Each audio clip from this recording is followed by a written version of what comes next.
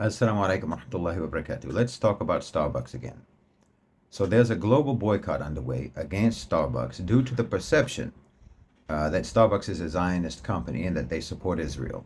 Now, Starbucks has reiterated many times that this is not the case, that this is not true. They say that they have never sent money to Israel, and they've even denied that Howard Schultz, the former CEO, that he sent money to Israel. They denied all of that. Now, they did file a lawsuit against union workers who had issued a public statement in support of the Palestinians. But in my opinion, this lawsuit has more to do with Starbucks wanting to break the union rather than Starbucks being pro-Israeli specifically. Nevertheless, Starbucks has been completely unable to shake the public perception that they support Zionism. And this perception is going to kill that company. In Malaysia, customers have abandoned Starbucks to such an extent that in just the last 3 weeks, the franchise has had to reduce operation hours across the country in all of their shops. The next step, if the boycott continues, will be the closure of individual stores. And eventually, if the boycott continues, Starbucks will cease to exist in Malaysia. Now, the franchise in Malaysia is Muslim owned. Most of the staff at Starbucks in Malaysia are Muslim Malays. The franchise owner in Malaysia has actually donated to Palestinian causes and Palestinian charities. Most of the money from the Malaysian Starbucks stays in Malaysia.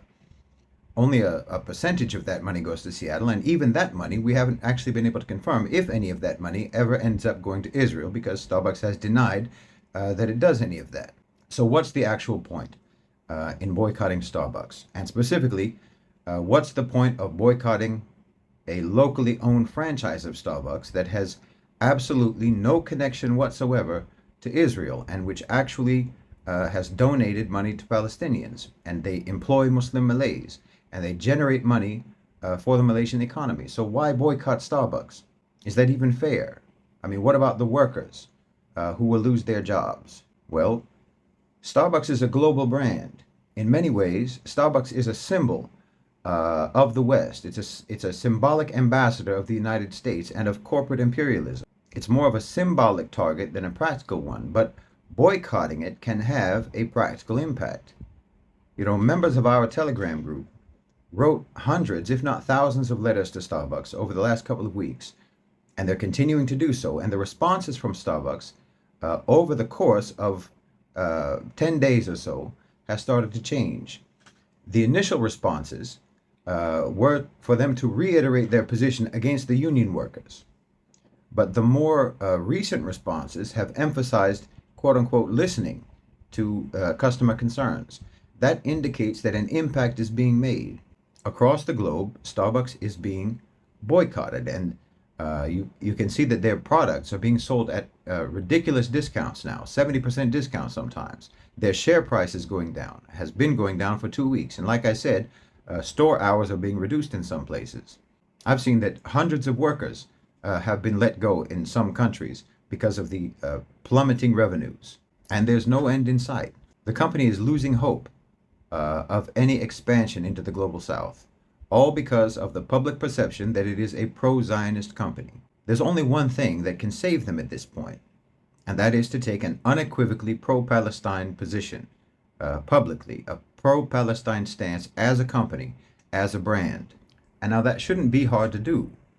It shouldn't even be controversial to do, actually. Israeli war crimes have been condemned by the United Nations. They're violating international law on a daily basis.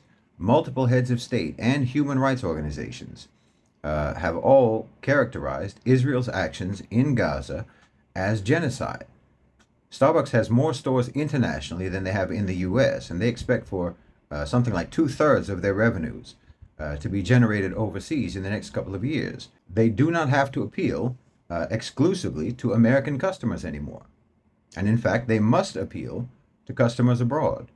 I think half of the new store openings have been in Asia lately. Well, as I've said before, the global south is pro-Palestinian. I would even argue that most Westerners who go to Starbucks are very likely also pro-Palestinian cosmopolitan liberals. So there's no real business-related reason for Starbucks to not take a positive stance on Palestine, or to at least condemn Israeli crimes against humanity. If they continue to insist on so-called neutrality, or insist on remaining so-called apolitical, the company will lose market share all around the world. This is what democratizing corporate power looks like.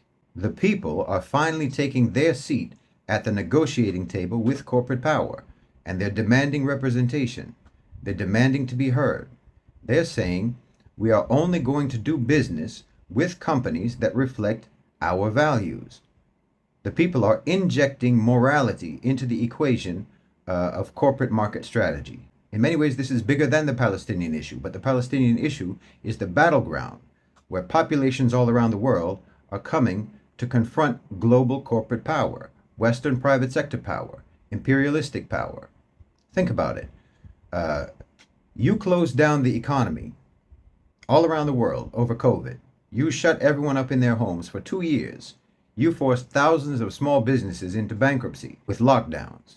And all the major corporate players benefited from that. Monopolistic consolidation accelerated. But you taught us how to not shop, how to not go to restaurants, how to not go to malls, and so on. You taught us discipline and self-restraint in terms of our consumer activity. Now we have those skills. You imposed economic shutdown on us, but now we have the skills to impose it on you. We can impose a COVID-style shutdown of the economy over the Palestinian issue. We don't need Starbucks. We don't need any of you. And we can shut you down. Are Starbucks employees going to lose their jobs? Of course they will. But companies close all the time if they can't appeal to the market. That's the risk you take.